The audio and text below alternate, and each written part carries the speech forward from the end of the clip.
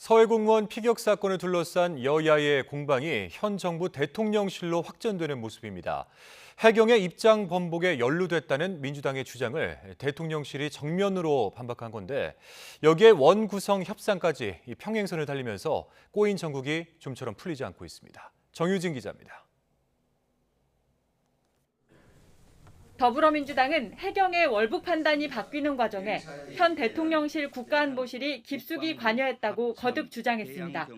기자회견문을 작성하기 위해 안보실이 해경과 3주에 걸쳐 토의했다는 겁니다. 당시 해경과 국방부가 공동으로 기자회견을 연 배경에 안보실의 중재가 있었다는 의혹도 제기했습니다.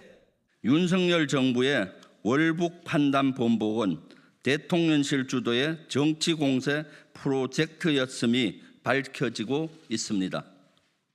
그동안 공식 대응을 자제하던 대통령실은 터무니없는 정치 공세라며 반박에 나섰습니다.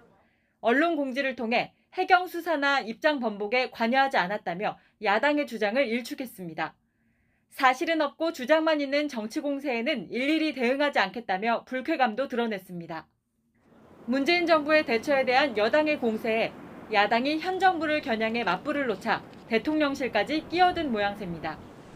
이처럼 신구 권력 간 신경전이 뜨거워지는 가운데 당시 사건을 둘러싼 진실 공방도 격해지고 있습니다.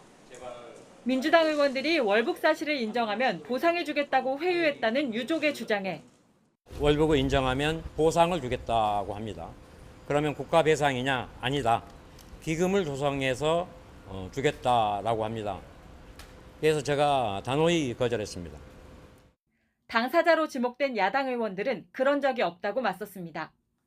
남북 간의 민간인은 더 이상 이런 안타까운 일이 반복되지 않는 그런 상징적인 존재가 또 될 수도 있는 거 아니냐 이런 이야기는 한 적이 있지 월북으로 인정하면 뭘 해주겠다 이런 말은 글쎄요 누가 했는지는 모르겠습니다. 피격 공무원이 월북했다는 문재인 정부의 판단이 적절했는지에 대한 여당의 공격도 이어졌습니다.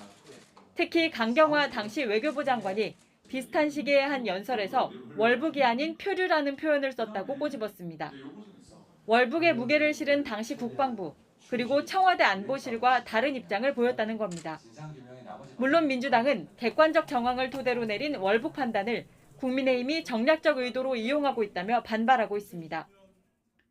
이런 상황에서 원구성 협상은 여전히 답보 상태입니다.